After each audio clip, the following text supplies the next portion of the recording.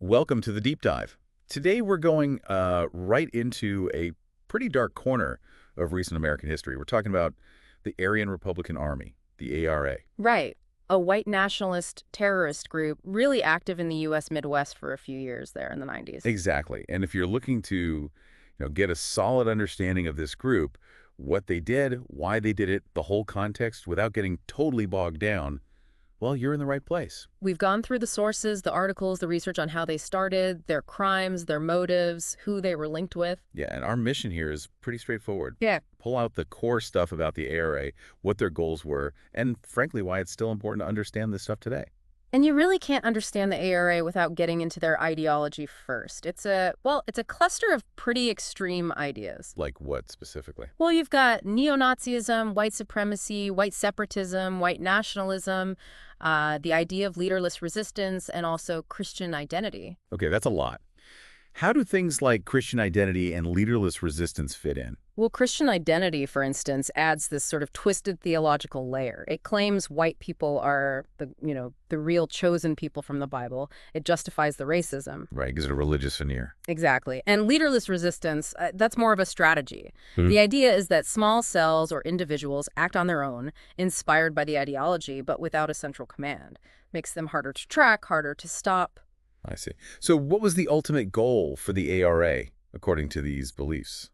The stated goal was pretty shocking, violent overthrow of the U.S. federal government. Wow. Yeah, to set up an all-white republic. And tied into that was the extermination of Jews and non-white people. That's just incredibly disturbing stuff. And they picked up a nickname, didn't they? The Midwest Bank Bandits? They did, Yeah. because between 1994 and 96, they robbed 22 banks across the Midwest. 22. So that's a spree, a sustained campaign. Absolutely. It wasn't random. Okay, so let's back up. How did a group like this even get started? Given how extreme it all sounds, how did they pull people in? It started back in 1992, founded by Donna Langan, who was known as Peter Kevin Langan then, and Richard Lee Guthrie Jr. Okay. And interestingly, the whole idea of robbing banks to fund the movement, that apparently came from someone else, Mark Thomas.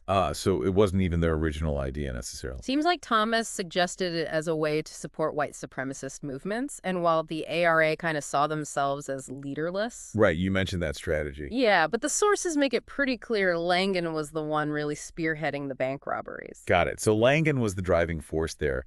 How did they get others to join? Well, they started making and putting out right-wing propaganda videos, and that seemed to draw people in. Names like Michael Brescia, Sean Kenny, Kevin McCarthy, Scott Stedford, they came on board then. What was driving these recruits, do the sources say? It seems to stem from this deep-seated fear, fear of racial mixing, a belief that some kind of race war was coming. They saw these crimes not just as crimes, but as, necessary steps. Necessary steps towards their vision of an all-white future. Exactly. And every bank they robbed, they used the money to buy more guns, more ammo, stockpiling, basically, for this future race war they imagined. And these robberies, they weren't exactly low-key affairs, were they? The sources mentioned some very specific tactics. No, definitely not low-key. They had this calling card. They'd leave decoy grenades and pipe bombs behind. Decoys, so not real explosives, or sometimes real. Sometimes real pipe bombs, sometimes just decoys. But the point wasn't just to help them escape by distracting the police, though it did that. It was intimidation. Right, projecting power, creating fear. Absolutely. Making a statement. A terrifying one. What else? They were incredibly strict about time, had a dedicated timekeeper for each heist. The goal was always under 90 seconds. 90 seconds, that's fast. Super fast. It wasn't just about efficiency, though. It probably fed into their image of themselves, competent, disciplined, unlike the government they hated. Okay, and then there was the really strange part. The masks and jackets. Yeah, this is where it gets kind of surreal. They wore masks of presidents, Nixon, Reagan, Clinton. Presidents, why? And jackets or hats with things like FBI or ATF on them. The sources say this was directly inspired by the movie Point Break. Point Break, the Keanu Reeves, Patrick Swayze surfer bank robber movie. That's the one. It's really bizarre, isn't it? How they could take this Hollywood movie and twist it to fit their, violent extremist actions. Bizarre is definitely the word. Okay, so beyond the bank robberies, the ARA name keeps popping up in connection with something much, much clearer. The Oklahoma City bombing. Right. And this is where things get really complicated. It's crucial for you, listening, to understand.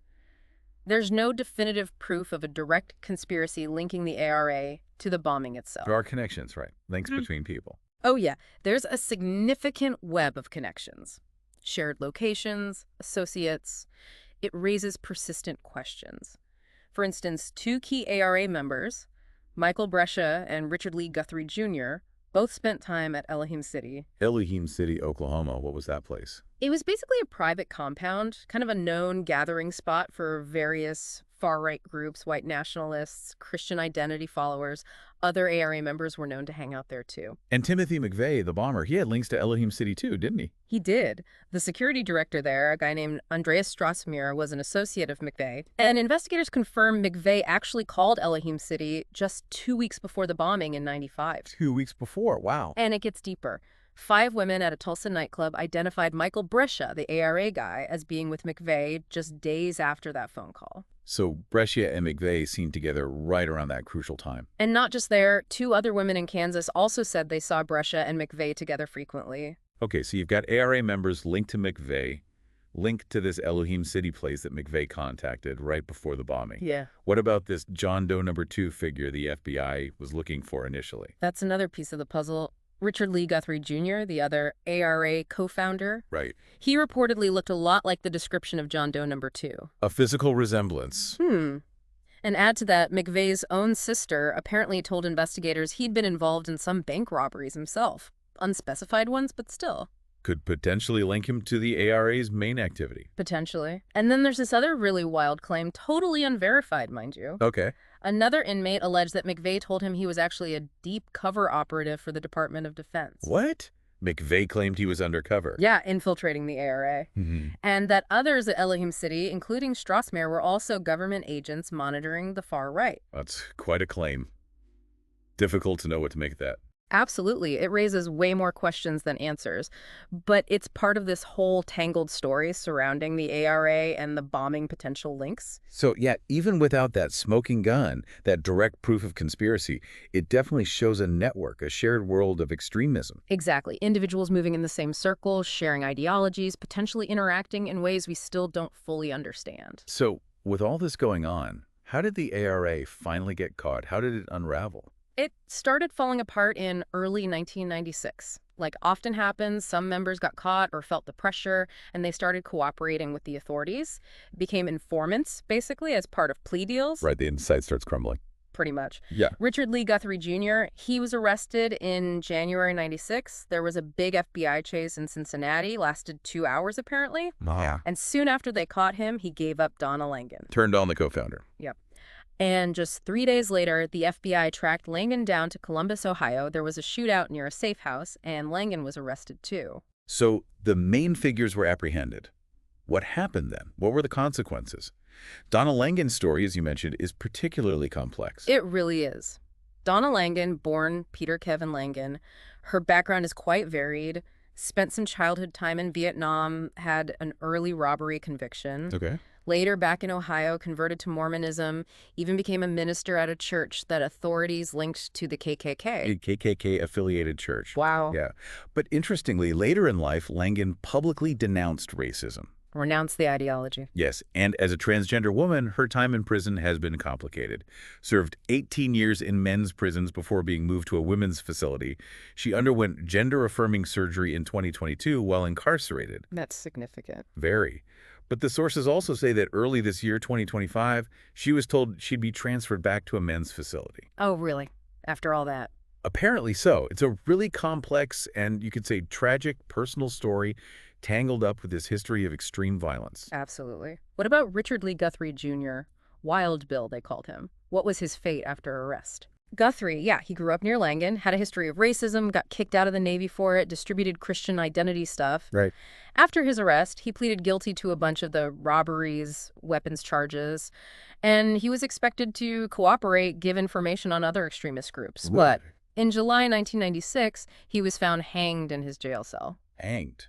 Suicide. Officially ruled a suicide. Yeah. But the timing was interesting. It was the day before he was scheduled to do a TV interview about an alleged cover-up involving another inmate's death. The day before.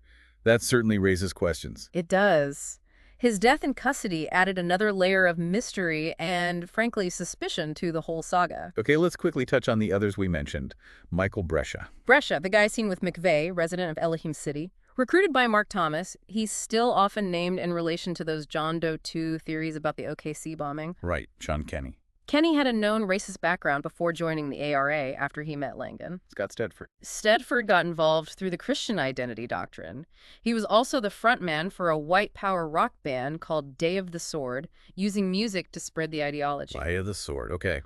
Mark Thomas, the guy who suggested robbing banks. Yeah, Thomas was a member of Aryan Nations and the KKK, ordained as an identity minister. After he was indicted, he claimed at least one ARA member was involved in the Oklahoma bombing. He claimed that. Interesting. Kevin McCarthy. McCarthy also lived at Elohim City. He was the bass player for Stedford's band, Day of the Sword, but he ended up becoming a government witness, testified against Langan. Turned state's evidence.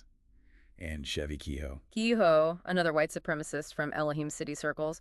The ARA actually contracted him for something incredibly sinister. What was that? To assassinate a family, the Mueller family. The ARA apparently thought they knew too much about their alleged connection to the Oklahoma bombing. Kehoe also sold guns to the ARA. Just unbelievable. And Dennis Mahan. Mahan wasn't confirmed as an actual ARA member, but he was a known white supremacist, hung out with ARA members at Elohim City. He was involved in paramilitary training exercises with people who might have been ARA. So, a deeply interconnected network. Chilling. What about the sentences for those who faced trial? Right. Donna Langan got life plus 35 years. Guthrie, as we said, died in custody. Scott Stedford received 29.5 years. Mark Thomas got 8 years. Kevin McCarthy, the witness, got 5 years. And Michael Brescia was sentenced to 57 months. Okay. A range of sentences reflecting their roles and cooperation, I suppose. Seems that way. It does bring some legal closure, even if questions linger. And for anyone wanting to see more, you mentioned the ARA was featured on that show, Gangland, back in 2010. That's right. Might offer a different perspective visually. Good to know. And just to circle back and be absolutely clear, our discussion here, it's all based on the information and the sources we looked at. We're just reporting what they contain. Absolutely. We're not endorsing any of these viewpoints. The ideologies are abhorrent. Our goal is simply understanding the historical facts as presented. Precisely. Okay, so as we wrap up this deep dive on the Aryan Republican Army, what are the main things you think our listeners should take away? Well, I think the ARA is a really stark example of how this toxic mix of white supremacist ideas can directly lead to organized violent crime. Like the bank robberies funding a supposed race war. Exactly. That's one key point. Another is the persistent, though unproven, web of connections surrounding the Oklahoma City bombing. It just highlights the potential reach of these extremist networks, even if we can't pin down exact complicity. Right. The questions remain unsettling. And finally, the story of Donna Langan. Her incredibly complex personal journey adds this whole other dimension, a really thought-provoking, disturbing layer to the group's history. It definitely underscores that these kinds of groups, fueled by hate, have operated within the U.S. And it highlights the challenge, doesn't it, of really grasping their motives, their networks, their potential impact. It really does. Which leads to maybe a final thought for you, the listener, to ponder. Okay.